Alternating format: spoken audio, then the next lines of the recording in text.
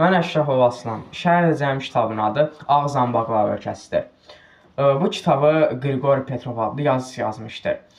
Bir şeydə vurğulayım ki, Atatürk bu kitabı hamıya tövsiyə etmişdir ki, hamı oxumalıdır bu kitabı. Əsərdə yazıçı Finlandiyanın yaşadığı vaxtlar ərzində bu kitabı yazmışdır. Finlandiyanın necə əvvəl möhtəşəm, sonra isə necə bərbad hala düşdüyünü qələmə almışdır. Finlandiyanın bir ara İsveçrənin, sonra isə Rusiyanın tərkibi altına olmuşdur.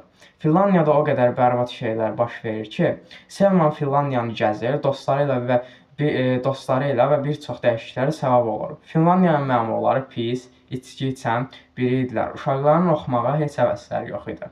Sonra hərbi hissəm adı çəkiləndə valideynlər uşaqlarını hərbiyə göndərmək istəmirdilər. Valideynlər uşaqlarına düzgün tərbiyə vermirlər. Xəstəliklər baş alıb gedirdi. Çiçək, qızılca, xərçəng, vərəm kimi xəstəliklər baş alıb gedirdi və insanlar get-gedə məhv olurdular. Snellman uşaqlara oxumağı vacib olduğunu söylədi. Oxumasalar başlarına nələrin gələcəyini bilirdilər. Hərbi hissə isə söyüş sövməmələri, təmizliyə riayət etməməli, iyrənc olmamağı bildirirdi.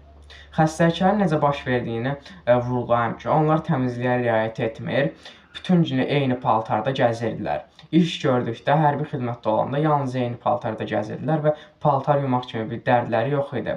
Bir ara isə gənc oğlanlar yalnız futbol oynamağa maraq göstərirdilər. Snellman isə onlara ayaqlarının gücü ilə yox, ağıllarının gücü ilə digər ölkələrlə mübarizə aparmağı öyrədirdi.